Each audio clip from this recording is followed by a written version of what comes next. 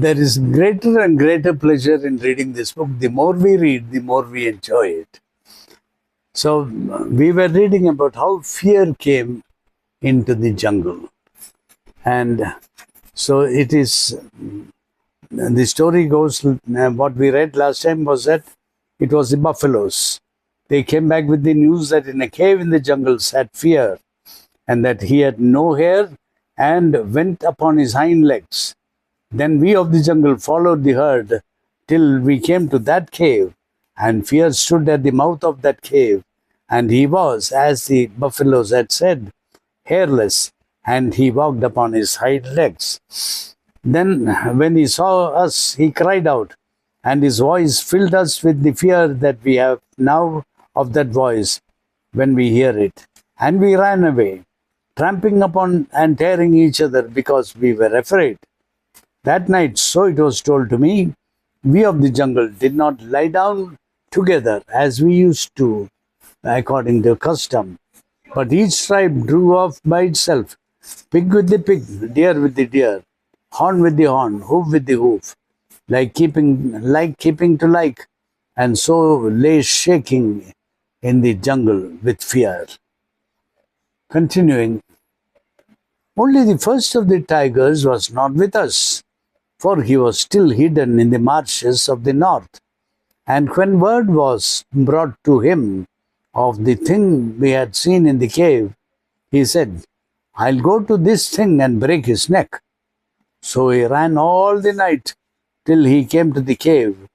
But the trees and the creepers on his path, remembering the order that Tha had given, let down their branches and marked him as he ran, drawing their fingers across his back, his flank, his forehead, and his jowl.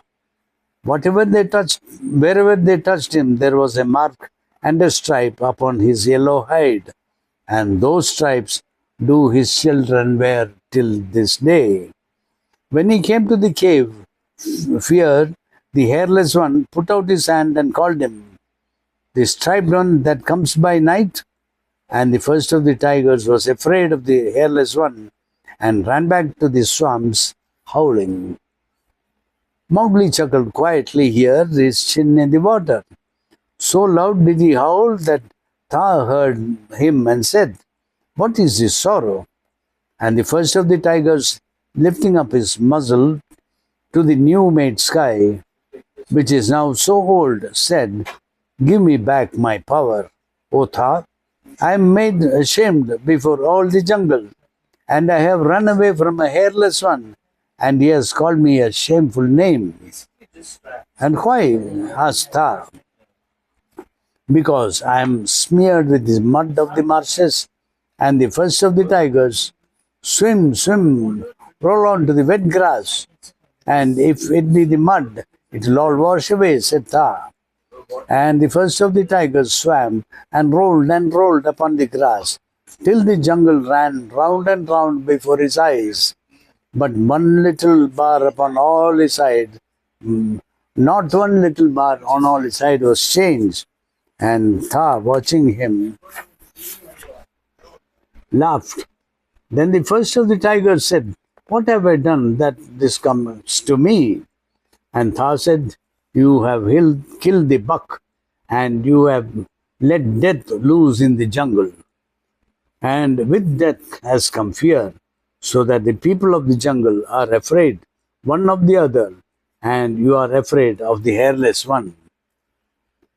The first of the tigers said, They will never fear me, for I know them from the beginning.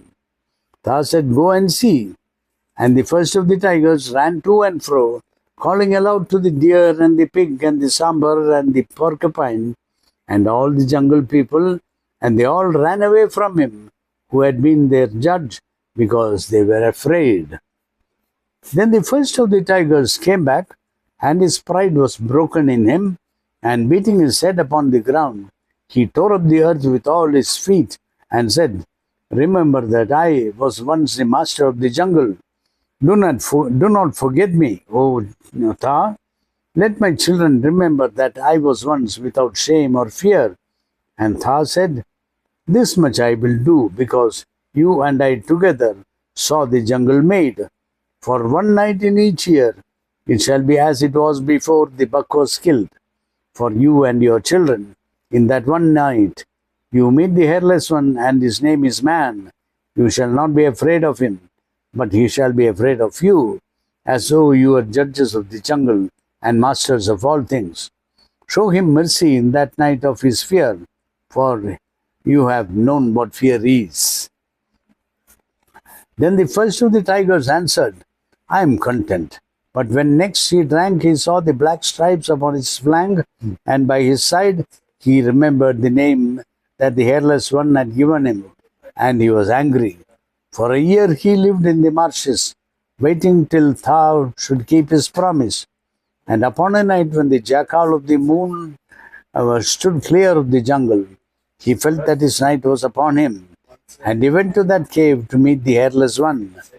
Then it happened as Thor promised, for the hairless one fell down before him and lay along the ground, and the first of the tigers struck him and broke his back, for he thought that there was but one such thing in the jungle, and that he had killed Fear.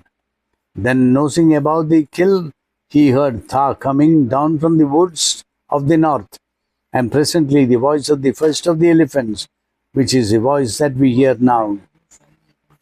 The thunder was rolling up and down the dry, scarred hills, but it brought no rain, only heat, lightning that flickered along the edges.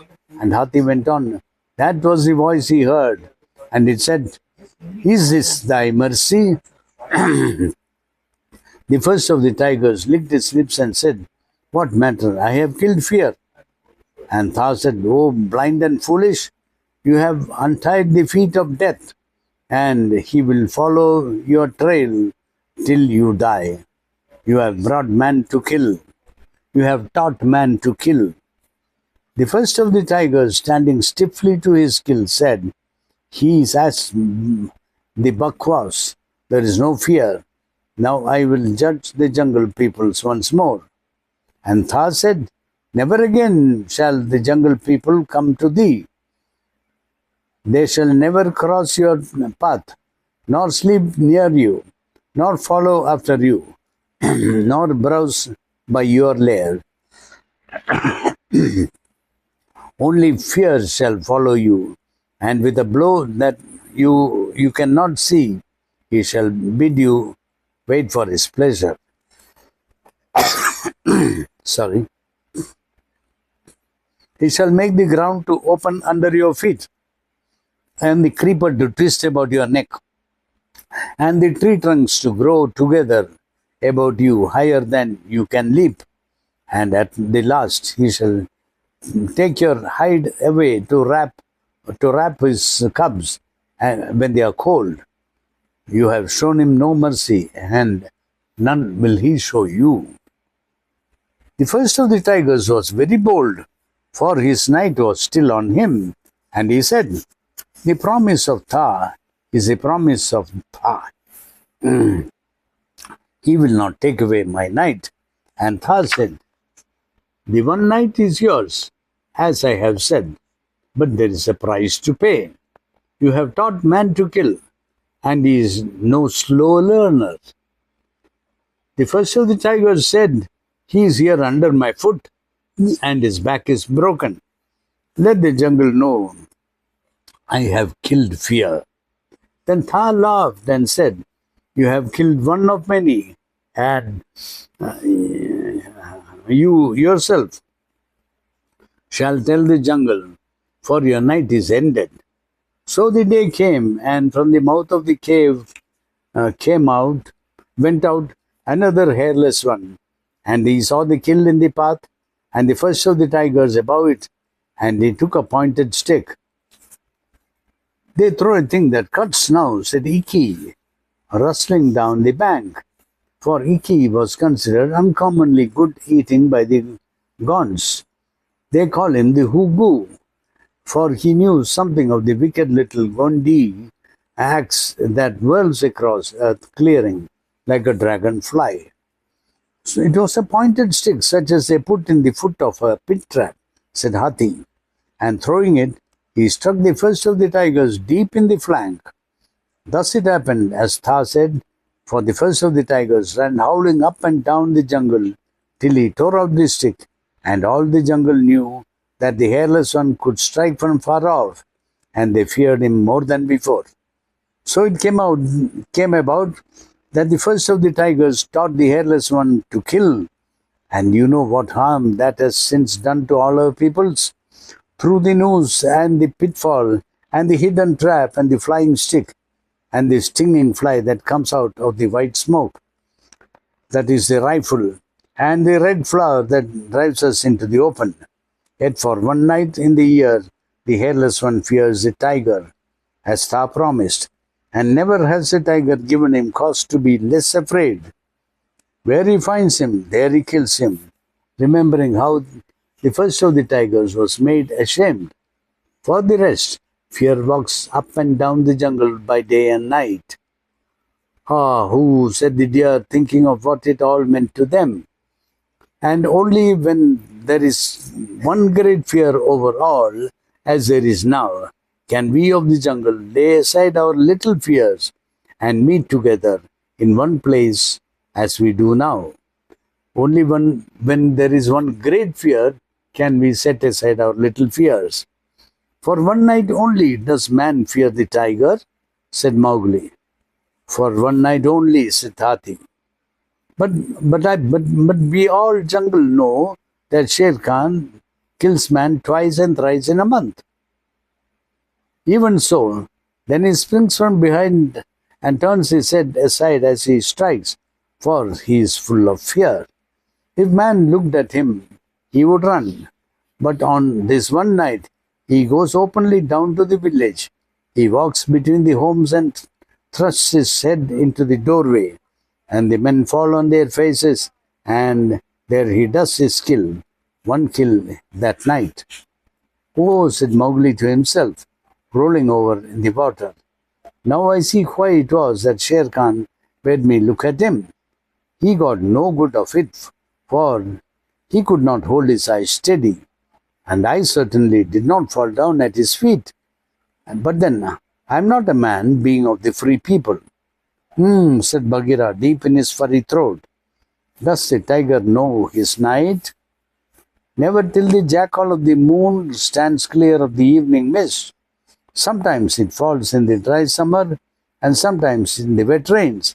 This one night of the tiger. But for the first of the tigers, this would never have been, nor would any of us have known fear. The deer grunted sorrowfully, and Bagheera's lips curled in a wicked smile. Do men know this tale? Said he. None knew it except the tigers, and we, the elephants, the children of Tha. Now you by the pools have heard it, and I have spoken. Hathi dipped his trunk into the water as a sign that he had finished. But, said Mowgli, turning to Balu, why did not the first of the great tigers continue to eat grass and leaves and trees? He did but break the buck's neck. He did not eat. What led him to the hot meat? The trees and the creepers marked him little brother and made him the striped thing that we see. Never again would he eat fruit, but from that day he revenged himself upon the deer and the others, the eaters of the grass, said Balu. Then you know the tale, huh? Why have I never heard it? Asked Mowgli. Because the jungle is full of such tales. If I made a beginning, there would never be an end to them. Let go my ear, little brother, said Balu. That's the end of that chapter, page 90. Then comes the law of the jungle. Just to give you an idea of the immense variety of the jungle law, I have translated into words. Balu always recited them in a sort of sing-song. A few of the laws that apply to the wolves. There are, of course, hundreds and hundreds more, but these will do for the present day. Now this little law of the jungle, and old as true as the sky, and the wolf that shall keep it may prosper, but the wolf that shall break it must die.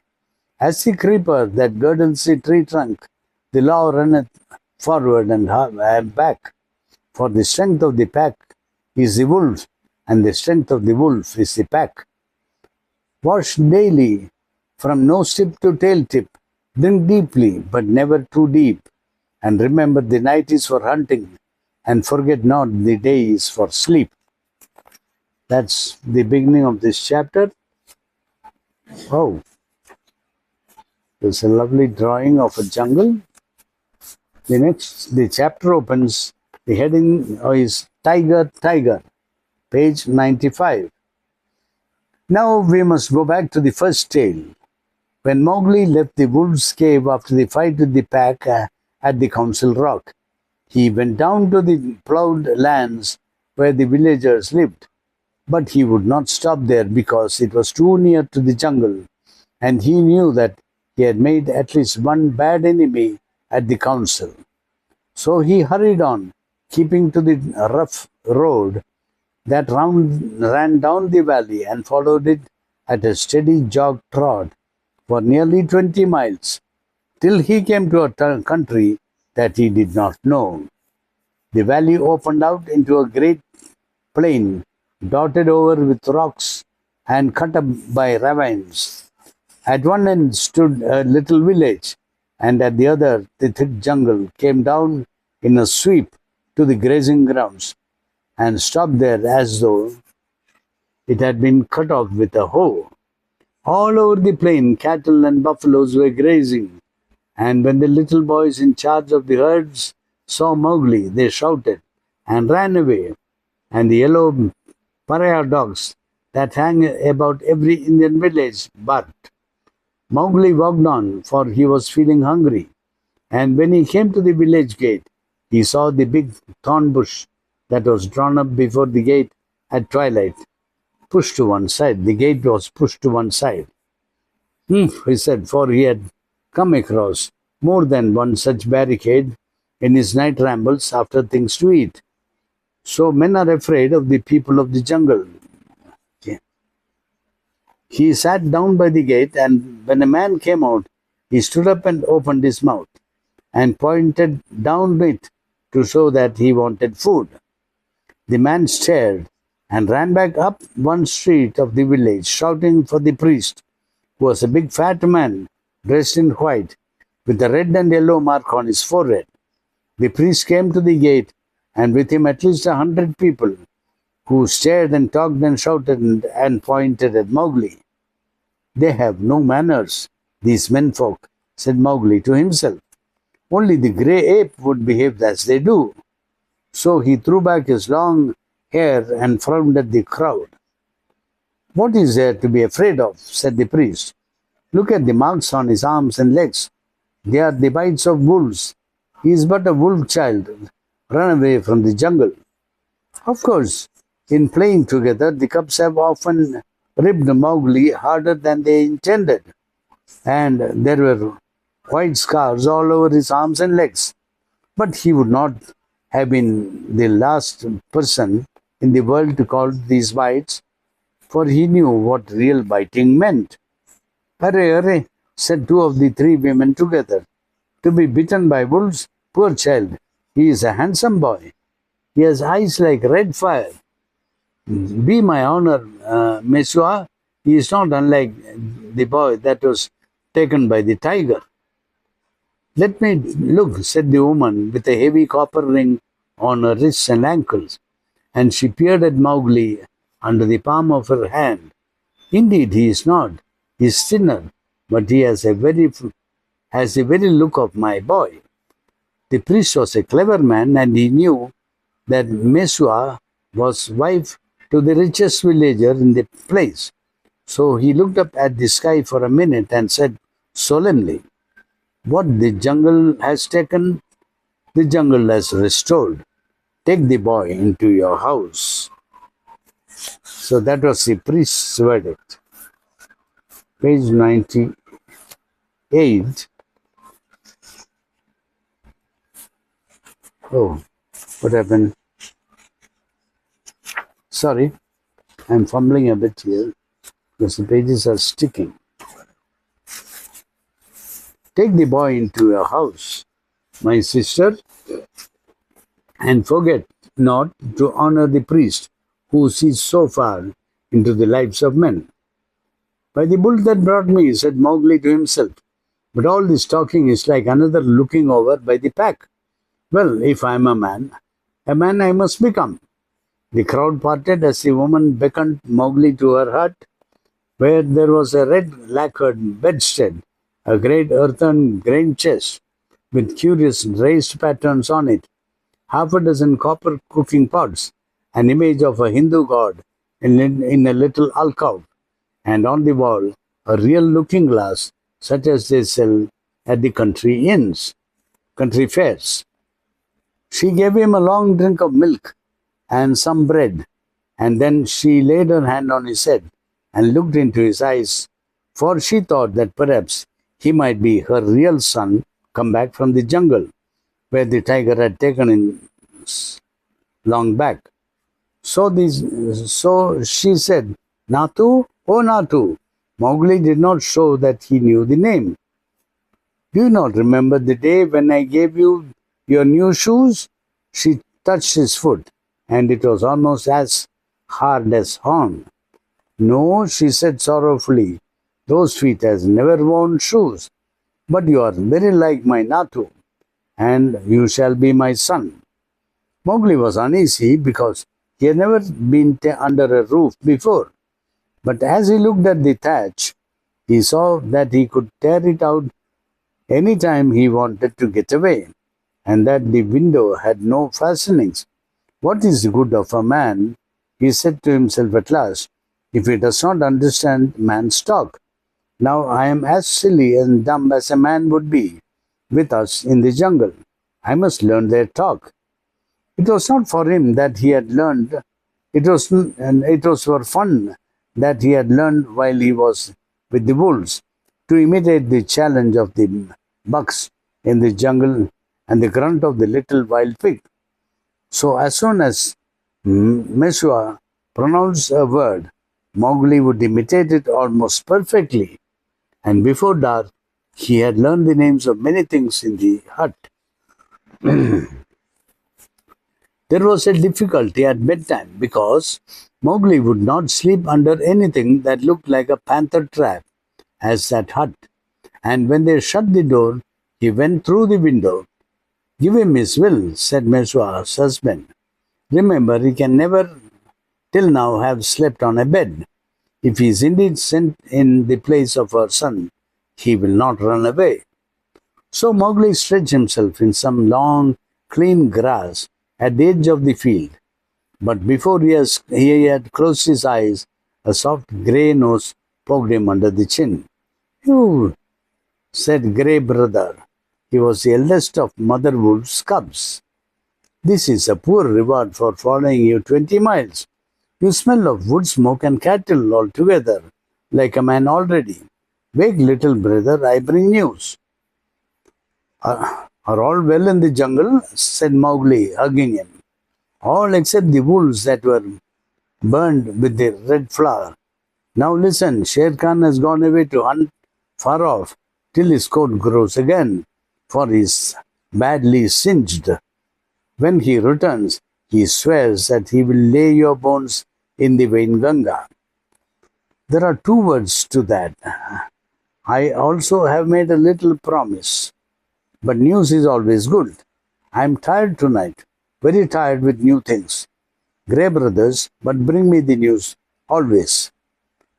You will not forget that you are a wolf. Men will not make you forget, said Grey Brother anxiously. Never, I'll always remember that I love you and all in our cave.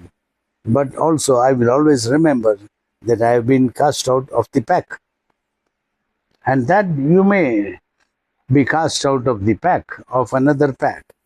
Men are only men, little brother, and their talk is like the talk of frogs in a pond. When I come down here again, I will wait for you in the bamboos at the edge of the grazing ground. For 3 months after that night, Mowgli hardly ever left the village gate, for he was so busy learning the ways and customs of men First, he had to wear a cloth around him, which annoyed him horribly, and then he had to learn about money, which he did not in the least understand, and about plowing, of which he did not see the use. Then the little children in the village made him very angry. Luckily, the law of the jungle had taught him to keep his temper, for in the jungle, life and food depend on keeping your temper. But when they made fun of him because he would not play games or fly kites, or because he mispronounced some word, only the knowledge that it was unsportsmanlike to kill little naked cubs kept him from picking them up and breaking them in two. He did not know his own strength in the least. In the jungle, he knew he was weak compared with the beasts. But in the village, people said he was as strong as a bull. And Mowgli had not the faintest idea of the difference that caste makes between man and man.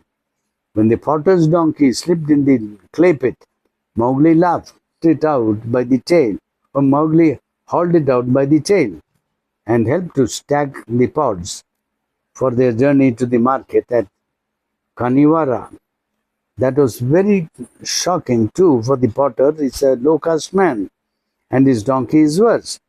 When the priest scolded him, Mowgli threatened to put him on the donkey too, and the priest told Meshua's husband that Mowgli had better be sent to work as soon as possible.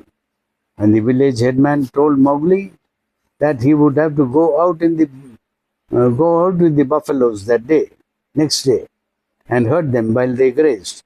No one was more pleased than Mowgli, and that night, because he had been appointed, as it were, a servant of the village, he went off to a circle that met every evening on a masonry platform under a great fig tree. It was the village club, and the headman and the watchman and the village barber, who knew all the gossip of the village, and the old Buldev, the village hunter, who owned a tower musket, met and smoked. The monkeys sat and talked in the upper branches, and there was a hole under the platform where the cobra lived, and he had his little platter of milk every night because he was sacred. And the old men sat around the tree and talked and pulled at the big hookahs till far into the night. They told wonderful tales of gods and men and ghosts, and Baldev he told even more wonderful ones of the ways of beasts in the jungle, till the eyes of the children sitting outside the circle bulged out of their heads. Most of the tales were about animals, for the jungle was always at their door. The deer and the wild pig grubbed up their crops, and now and again the tiger carried off a man at twilight within sight of the village gates. Yes, I stopped there. I hope you liked it. That is interesting. It's all about the jungle, the animals, and the overlap between man and jungle. We'll meet again tomorrow. Good night. Thank you.